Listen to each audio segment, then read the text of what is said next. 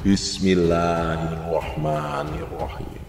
Assalamualaikum warahmatullahi wabarakatuh.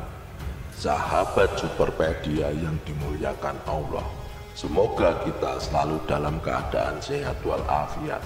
Amin. Alhamdulillah dan terima kasih kepada yang sudah like dan subscribe. Semoga selalu dalam lindungan Allah Subhanahu wa Ta'ala dan diperpanjang keberkahan umurnya. Di video kali ini kita akan menyimak kisah seorang gadis desa yang menjalani perjalanan umroh yang tak terlupakan. Namun apa yang dia temui di pelataran Ka'bah adalah lebih dari sekedar ritual keagamaan. Di sana dia akan menjadi saksi dari peristiwa misterius yang melibatkan seorang ustadz yang muntah darah dan mengeluarkan banyak silat dari mulutnya. Sebelum menyimak cerita ini, sempatkanlah menulis sholawat kepada baginda Nabi Muhammad SAW di kolom komentar sebagai tanda penghormatan kita kepada beliau. Allah Subhanahu wa Ta'ala berfirman dalam surat Al-Ahzab ayat 56, sesungguhnya Allah dan para malaikatnya bersolawat untuk Nabi. Wahai orang-orang yang beriman, bersolawatlah kamu untuk Nabi dan ucapkanlah salam dengan penuh penghormatan kepadanya. Dalam sebuah kampung kecil di Jawa Tengah, hiduplah seorang gadis bernama Siti. Siti adalah sosok yang penuh dengan kebaikan dan kesederhanaan. Setelah ibunya kembali dari perjalanan umrah, Siti melihat perubahan yang begitu besar dalam dirinya. Wajah ibunya bersinar dengan ketenangan yang luar biasa, dan cerita tentang pengalaman spiritual di Mekah membuat hati Siti bergetar. Dalam keheningan malam, Siti duduk di ambang jendela kamarnya, memandangi langit yang berkilau bintang. Dalam hatinya ada keinginan untuk menjejakkan kakinya di Mekah. Ia ingin merasakan ketenangan dan keberkahan yang sama yang dirasakan oleh ibunya. Dengan tekad yang bulat, Siti pun memutuskan untuk menabung dan bermaksud untuk melaksanakan umrah. Namun Siti sadar bahwa impian tersebut tidak akan terwujud begitu saja. Dia tahu dia harus bekerja keras dan mengumpulkan uang untuk mewujudkan cita-citanya. Dengan semangat yang membara, Siti mulai bekerja lebih keras. Dia tidak hanya fokus pada pekerjaannya di siang hari, tetapi juga mencari pekerjaan sampingan di malam hari. Meskipun lelah, dia tetap bersyukur atas setiap peluang yang datang kepadanya, karena dia tahu setiap langkah kecilnya membawanya lebih dekat pada impian untuk mengunjungi Mekah. Hari demi hari berlalu. Meskipun sudah 2 tahun Siti menabung dengan tekun, ternyata jumlah uang yang dikumpulkan masih belum mencukupi untuk membawa dirinya dan ibunya berangkat umroh bersama-sama. Siti merasa sedih dan kecewa. Namun ibunya datang dengan saran yang menenangkan. Sayang, kata ibunya dengan lembut. Siti pun kaget. Tidak biasanya sang ibu memanggilnya seperti itu. Ibunya melanjutkan perkataannya. Mungkin ini adalah waktu yang tepat bagimu untuk pergi sendiri. Yang terpenting adalah mencium Hajar Aswad. Pengalaman itu akan memberimu ketenangan dan keberkahan yang luar biasa. Dorongan dari ibunya membuat Siti mulai membuka diri terhadap ide tersebut. Meskipun awalnya ragu dan cemas, dia merasa seperti ada suatu kekuatan yang mendorongnya untuk melangkah maju. Dengan hati berdebar-debar, Siti mulai mencari travel yang dapat mengantarkannya ke Tanah Suci. Akhirnya Siti menemukan sebuah travel yang dulu pernah digunakan oleh ibunya. Meskipun itu travel lama, reputasi dan kualitas pelayanannya masih terjaga. Tanpa ragu, Siti mendaftar untuk perjalanan ke Mekah dengan harapan besar bahwa di sana dia akan menemukan kedamaian dan berkah yang selama ini dia impikan. Sesampai di tanah suci, Siti merasa seperti menyentuh surga di bumi. Gairahnya untuk mencium Hajar Aswad membuat tergesa-gesa. Tanpa menunda-nunda, dia memulai rangkaian umroh yang telah disiapkan oleh panitia. Namun hatinya gelisah dan berdebar-debar saat tiba giliran untuk tawaf. Siti menerobos kerumunan dengan tekad yang kuat menggunakan jurus obat nyamuk, gerakan melingkar yang semakin mendekati titik pusat. Setiap kali dia mendekati Hajar Aswad, Siti selalu terhalang oleh orang-orang berbadan besar yang berdesakan. Mengingat tubuh Siti yang sangat kecil, orang-orang di kampungnya memanggilnya cungkring, yang artinya kurus kecil. Setiap putaran dia berusaha keras namun selalu gagal. Terkadang kekecewaan hampir saja merenggut semangatnya. Namun Siti tidak menyerah begitu saja. Siti tahu bahwa Allah Subhanahu wa Ta'ala dan doa-doanya yang tulus akan didengarkannya. Dengan hati yang penuh harapan, Siti terus melipir setidaknya untuk sampai ke Multazam, tempat di mana orang-orang berdoa dikabulkan. Di tengah keramaian di Multazam, Siti menemukan kedamaian. Dia menengadahkan tangan, memohon kepada Allah Subhanahu wa Ta'ala dengan suara penuh kesungguhan. Dia memohon agar diberi kesempatan untuk mencium Hajar Aswad. Salah satu impian terbesarnya dalam perjalanan spiritual ini, malam turun dengan anggun menghampiri Mekah dengan kesejukan dan ketenangan yang mengalir di sepanjang jalanan yang biasa ramai. Di tengah malam yang sunyi, Udin, ustadz pembimbing dengan cahaya semangat di matanya, berkumpul bersama para jamaah untuk memberi nasihat. Dalam keheningan malam, Ustadz Udin berkata dengan suara lembut namun penuh hikmah, malam ini adalah waktu yang tepat untuk mendekatkan kepada Allah Subhanahu wa Ta'ala. Bagi yang memiliki keinginan, silakan pergilah tawaf atau mencium Hajar Aswad karena cenderung sepi. Namun ingatlah, bagi wanita syaratnya adalah harus ditemani oleh mahramnya. Siti merasa hatinya terhimpit. Dia begitu ingin merasakan keberkahan malam itu dengan melaksanakan tawaf atau mencium Hajar Aswad. Namun ia tidak ada mahram karena berangkat sendiri. Tanpa ragu, dia menyuarakan kegelisahannya kepada Ustadz Udin. Ustadz Udin menggelengkan kepala, mencari solusi yang sesuai dengan aturan yang telah ditetapkan. Namun tiba-tiba sebuah ide brilian namun agak nakal menyapanya. Dia berpikir keras sejenak, kemudian tersenyum sambil menatap Siti. "Bagaimana jika kamu digandengkan dengan Pak Gunawan?" tanyanya. "Kamu bisa berpura-pura menjadi istri keempatnya, seolah-olah kalian sudah terikat mahram. Saya percaya dengan Pak Gunawan. Beliau juga sering melakukan ini. Apakah kamu setuju dengan ide ini?"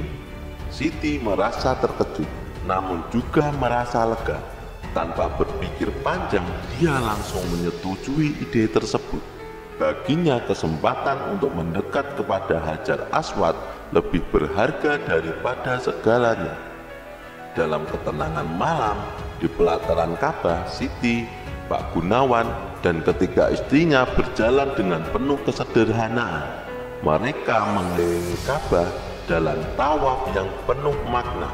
Dengan setiap langkah yang diambil membawa mereka lebih dekat kepada Sang Pencipta.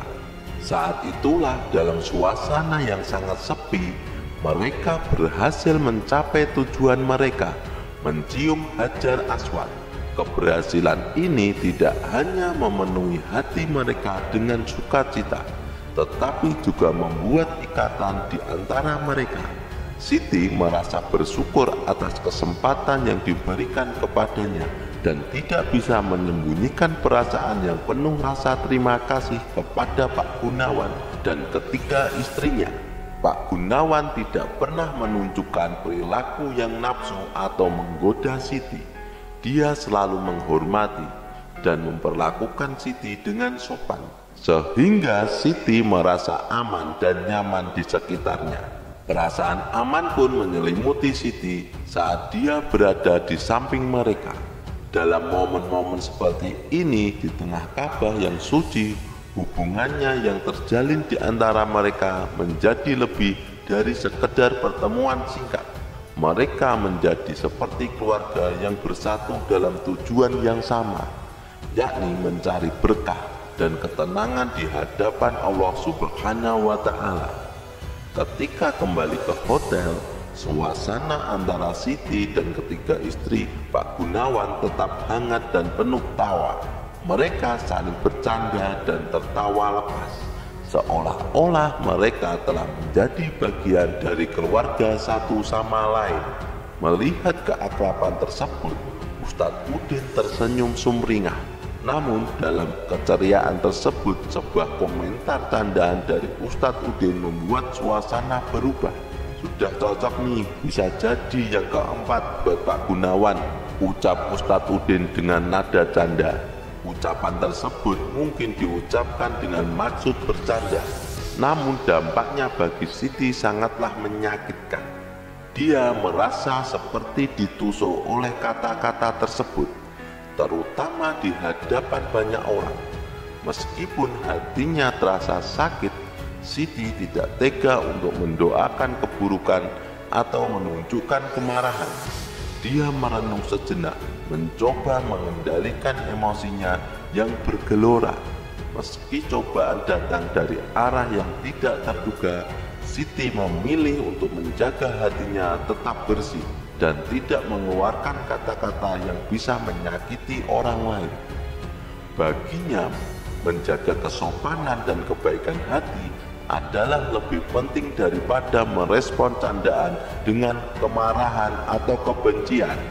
Walaupun itu sangat menyakitkan, Siti memilih untuk menyimpannya dalam hatinya dan berusaha untuk tetap menjalani perjalanan spiritualnya dengan penuh kedamaian dan kesabaran.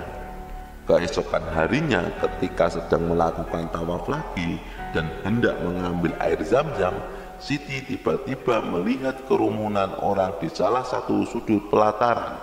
Hatinya berdegup kencang ketika menyadari bahwa yang sedang terjadi adalah Ustadz Udin yang sedang muntah darah bercampur silet. Para petugas medis yang berada di sekitar tampak bingung dan kewalahan menghadapi situasi yang tidak biasa ini. Ustadz Udin terus memuntahkan silet tanpa henti, dan kepanikan pun menyelimuti mereka. Rasa ngeri melanda diri Siti, dan dalam kepanikan Siti berdoa dalam hati, "Ya Allah, ampunilah dosa Ustadz Udin." Belum selesai bibir Siti mengucap doa, tiba-tiba silat-silat itu berhenti keluar, seolah-olah dihentikan oleh kekuatan yang tak terlihat. Para petugas medis segera bereaksi cepat dan membawa Ustadz Udin ke tempat yang lebih aman untuk mendapatkan pertolongan medis. Ketika keadaan telah terkendali, Siti merasa lega, namun juga penuh tanda tanya. Dia tidak dapat mengerti apa yang sebenarnya terjadi. Melihat kejadian itu, Pak Gunawan menghampiri Siti dengan ekspresi serius.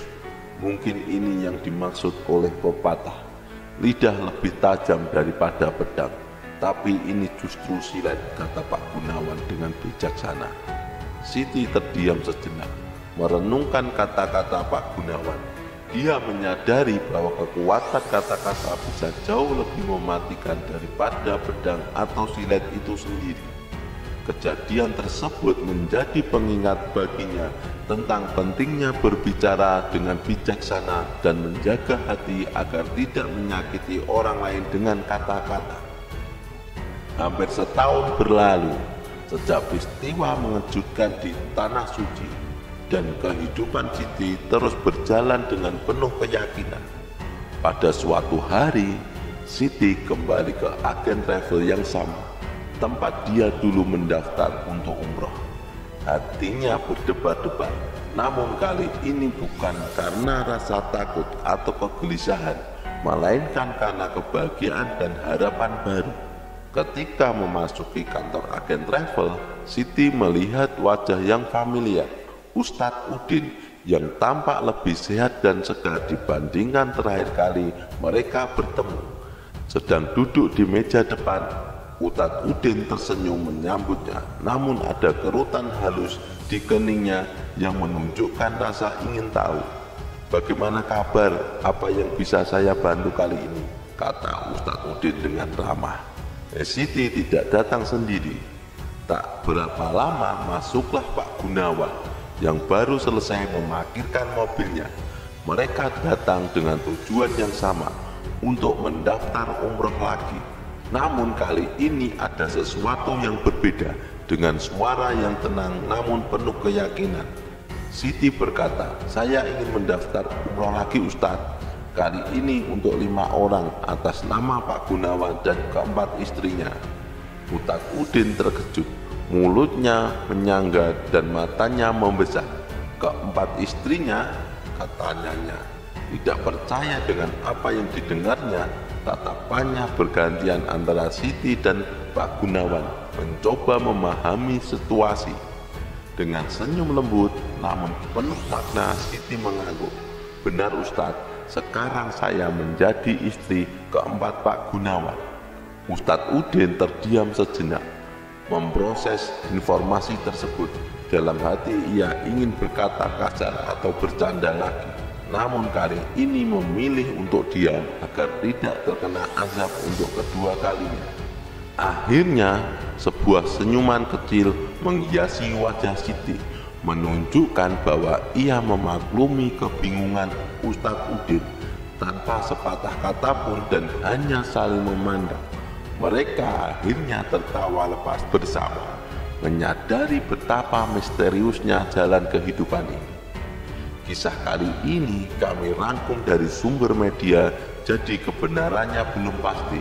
Nama-nama tokoh ini saya samarkan dan saya edit sedikit biar lebih menarik ceritanya. Mohon maaf apabila ada kekeliruan yang terdapat dalam kisah ini, karena maksud dari video kali ini adalah agar kita dapat mengambil hikmah atau pelajaran penting dan senantiasa terjaga dari mara bahaya dan kekufuran. Semoga kisah ini bermanfaat. Yang benar datangnya dari Allah Subhanahu wa Ta'ala, kekurangan dan kesalahan datangnya dari saya pribadi sebagai manusia biasa. Sampai jumpa di kisah selanjutnya. Saya akhiri. Wassalamualaikum warahmatullahi wabarakatuh.